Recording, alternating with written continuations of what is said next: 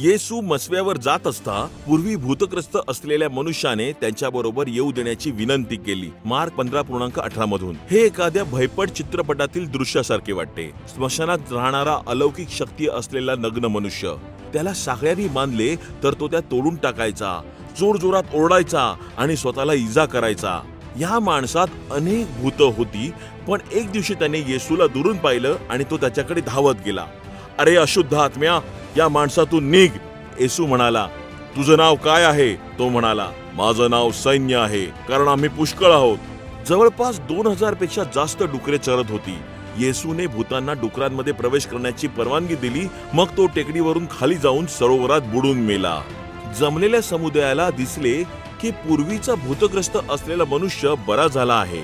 तो येशूच्या पायाजवळ बसला आहे आणि त्याच्या मागे येण्याची विनंती करत आहे.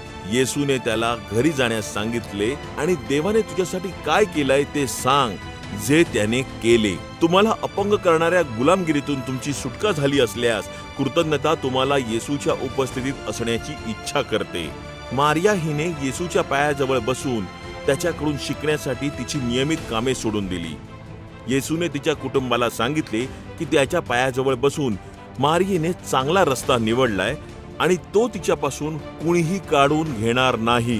हे ऐकल्यावर तुम्हाला जाणीव झाली असेलच की भूतग्रस्त मनुष्य आणि मारिया यांच्याप्रमाणे तुम्हाला सर्वात चांगली गोष्ट अशी करायची आहे की ती म्हणजे तुम्हाला येशू सोबत वेळ घालवायचा आहे. हे तुमच्यासाठी खूप गरजेचं आहे. देव तुमचं भलं करो.